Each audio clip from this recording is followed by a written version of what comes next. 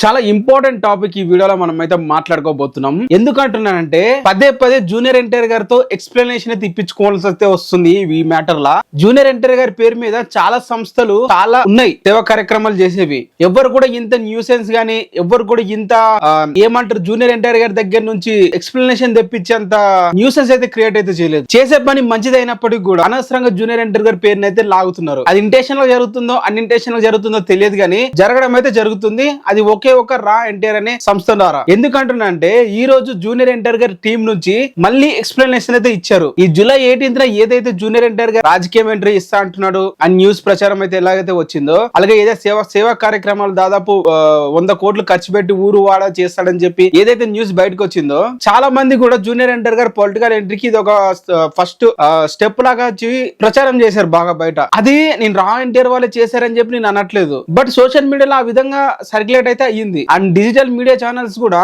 ఎటువంటి వెరిఫికేషన్ కూడా లేకుండా జస్ట్ ఫర్ వ్యూస్ కోసం, జస్ట్ ఫర్ అల్చల్ కోసం, జస్ట్ ఫర్ తమ్లైన్స్ కోసం అని చెప్పి న్యూస్ అయితే యథావిధిగా అయితే వాళ్ళైతే ప్రచారాలు చేస్తూనే ఉన్నారు. ఒక్కొక్క ఛానల్ అయితే 14-15 మినిట్స్ డిస్కషన్ కూడా పెడుతున్నారు ఈ టాపిక్ మీద. జూనియర్ ఎన్టీఆర్ గారు పొలిటికల్ ఎంట్రీకి వస్తున్నాడు, ఎంట్రీ ఇస్తున్నాడు. ఇది ఎప్పటి నుంచో ఉంది, 2010 నుంచే ఉంది. తారకన్న పొలిటికల్ ఎంట్రీ గురించి ఆ డిస్కషన్స్ గానీ డిబేట్స్ గానీ ఎప్పటి నుంచో ఉన్నాయి. బట్ ఇప్పుడు ఈ పనుల ద్వారా ఇంకెక్కువ అయ్యాయి. చేస్తున్న పని మంచిగా అయినప్పటికీ కూడా ఇప్పుడు జూనియర్ ఎన్టీఆర్ గారి టీం వాళ్ళు ఏం చెప్తున్నారో, ఎస్పెషల్లీ మొన్న అయితే ఏదైతే 100 కోట్లు పెట్టి మీ సేవా కార్యక్రమాలు చేస్తామని చెప్పి వాళ్ళు అనౌన్స్ చేసినప్పుడు జూనియర్ ఎన్టీఆర్ గారు వెంటనే స్పందించారు. వాళ్ళు చేసే కార్యక్రమాలతో ఎటువంటి సంబంధం జూనియర్ ఎన్టీఆర్ కి లేదని చెప్పి. ఎందుకంటే ఇప్పటికి బయట ఎట్లా నడుస్తుంది అంటే జూనియర్ ఎన్టీఆర్ గారు ఏదో 100 కోట్లు ఇప్పించి సేవా కార్యక్రమాలు చేపిస్తున్నాడు, జూనియర్ ఎన్టీఆర్ గారు పాలిటిక్స్ లోకి ఎంట్రీ ఇవ్వడానికి ఇలాంటి పనులను చేస్తున్నాడు అని చెప్పి అవి వెళ్తుంది తప్పుగా. ఆ పని జూనియర్ ఎన్టీఆర్ గారు చేయట్లేదు, ఆ ఫ్యాన్స్ చేస్తున్నారు. అది దృష్టిలో పెట్టుకోవాలి. అండ్ మోర్ ఓవర్ ఈ రా ఎన్టీఆర్ అనే పేరుతో ఈ సేవా కార్యక్రమాలు నిర్వహిస్తున్నారో ఇది ఒక సంస్థ అని చెప్పి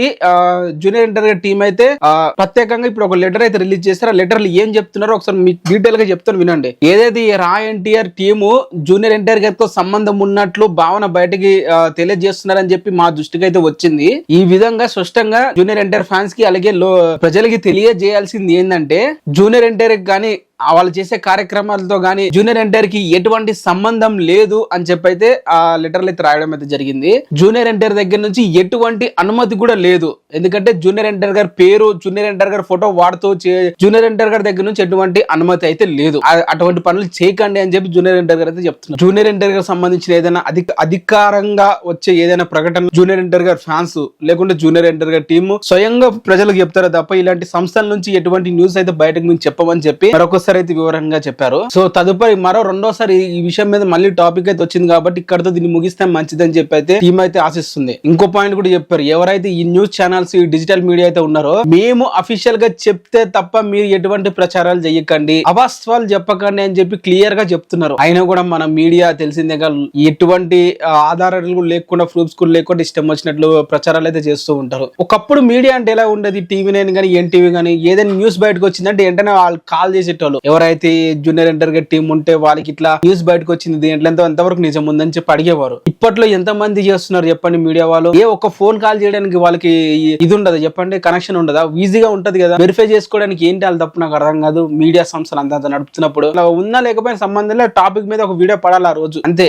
టార్గెట్ ఫిక్స్ అవ్వాలి ఆ రోజు అన్నట్లు వీడియోలు అయితే చేస్తున్నారు. ఇది మ్యాటర్ జూనియర్ ఎన్టీఆర్ గారి టీం దగ్గర నుంచి. మరి మీకు ఏమనిపించింది కింద కామెంట్ అయితే చేయండి. ఈ రా ఎన్టీఆర్ టీం వాళ్ళు కూడా పదే ఇలాంటి న్యూసెన్స్ క్రియేట్ చేయకండి. జూనియర్ ఎన్టీఆర్ దగ్గర నుంచి ఎక్స్ప్లెనేషన్ తెప్పించిన దాకా ఎందుకు న్యూసెన్స్ అంటున్నా అంటే వాళ్ళు చేసే పనులు మంచిదైనప్పటికి కూడా పేరు లాగొద్దు. అటు ట్రస్ట్ తారక్ అని చెప్పి ఒక సంస్థ ఉంది, ప్రతి రోజు ఎక్కడో దగ్గర అన్నదానము ఫుడ్ ప్యాకెట్స్ పంపుతున్నారు కదా, డైలీ ఒక ఫోటోలు పెడుతున్నారు కదా వాళ్ళు.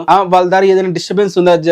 జూనియర్ ఎన్టీఆర్ కి సేవ కార్యక్రమాలు చేస్తున్నారు కదా, అసలు జూనియర్ ఎన్టీఆర్ గారి పేరు జూనియర్ ఎన్టీఆర్ గారికి తెలియకుండా అసలు ఎటువంటి తన దగ్గర కూడా వెళ్లకుండా చేసే కార్యక్రమాలు ఇంకెన్నో ఉన్నాయి ఫ్యాన్స్. బట్ ఎందుకు ఇంత సెన్సేషన్ చేయాలనుకుంటున్నారు ప్రతి విషయాన్ని? సో ఆ టీం ఎవరైతే ఉన్నారో ఇంకొకసారి ఏదైనా అనౌన్స్మెంట్ చేసేటప్పుడు జూనియర్ ఎన్టీఆర్ గారి పేరు ఇన్వాల్వ్ చేయమంటారు. దీని మీద కింద కామెంట్ అయితే చేయండి, ఛానల్ ని సబ్స్క్రైబ్ అయితే చేసుకోండి.